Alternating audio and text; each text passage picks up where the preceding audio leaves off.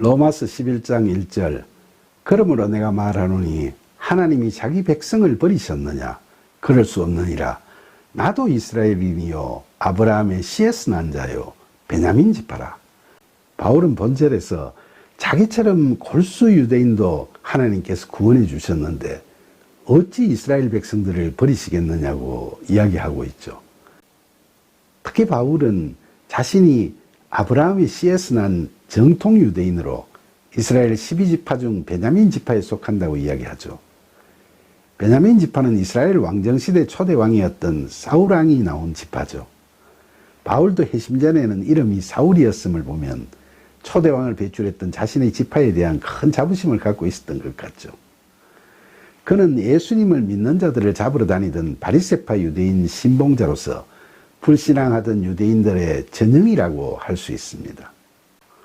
그래서 바울은 그런 자기도 포기하지 않으시고 심지어 예수 믿는 자들을 잡으러 다니던 그 현장을 예수님께서 영으로 직접 찾아오셔서 자신을 거두어 주셨는데 하나님께서 어찌 유대인이라고 해서 모두 다 버리셨겠느냐고 반문하고 있는 거죠. 로마서 11장 2절 하나님이 그 미리 아신 자기 백성을 버리지 아니하셨나니 너희가 성경이 엘리야를 가리켜 말한 것을 알지 못하느냐?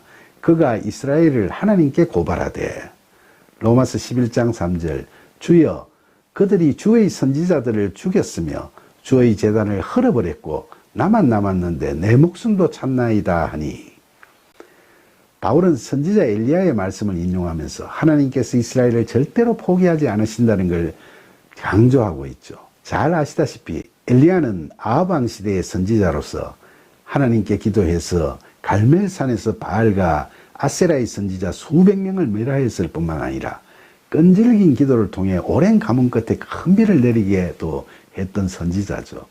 그런 엘리야가 이세벨 왕비의 저주와 협박을 전해 듣고 영적 담대함을 잃어버리고 극도의 불안과 우울증에 시달리고는 그런 고통을 겪게 됩니다. 그때 하나님께서 천사를 통해 그를 위로하시고 회복시켜가면서 엘리야야 너가 어찌하여 이렇게 됐냐고 물으실 때 그가 말한 열왕기상 19장 20절에 내가 만군의 하나님 여호와께 열심히 유별하오니 이는 이스라엘 자손이 주의 언약을 버리고 주의 제단을 헐며 칼로 주의 선지자들을 죽였음이오며 오직 나만 남았거늘 그들이 내 생명을 찾아 빼앗으려 하나이다 라는 말씀을 바울이 본절에서 인용하는 거죠.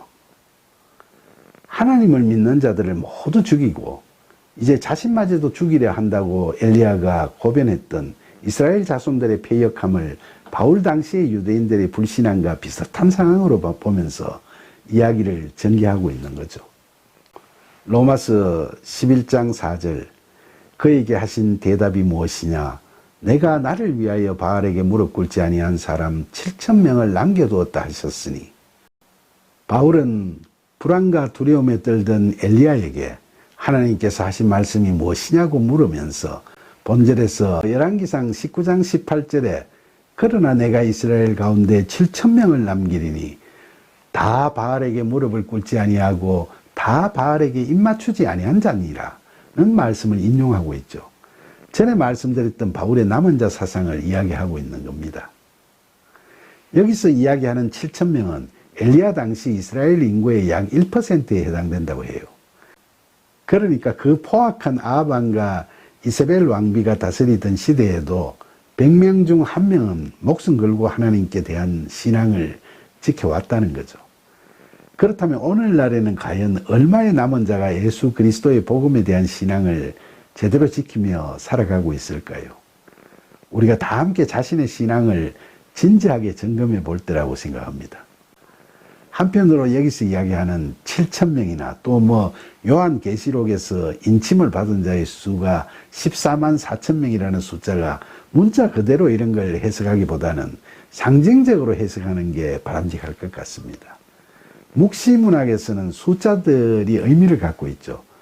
7 그러면 이건 3 플러스 4인데 3이 성부, 성자, 성령을 뜻하는 하늘의 숫자고 4가 동서남북 땅의 숫자니까 하늘과 땅이 하나 될 때 완전함으로 7은 완전수다 이렇게 이야기를 하죠. 그리고 1000은 유대인들이 충만하다는 의미로 쓰는 숫자니까 7,000명은 수많은 완전한 사람, 즉 하나님을 믿고 따르는 수많은 사람이라는 뜻으로 해석할 수 있는 거죠. 참고로 14만 4천도 숫자로 풀이하면 12는 3 곱하기 4인데 하늘과 땅이 하나가 되었을 때 완전하다는 뜻으로 이 수도 완전수죠.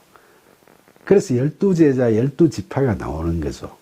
그러니까 완전수 12 곱하기 12는 144인데 완전하고 완전한 걸 의미하고 거기에 1000이 곱해지면 그것도 수많은 완전한 사람들을 의미하게 되는 거죠. 로마서 11장 5절 그런즉 이와 같이 지금도 은혜로 택하심을 따라 남은 자가 있느니라.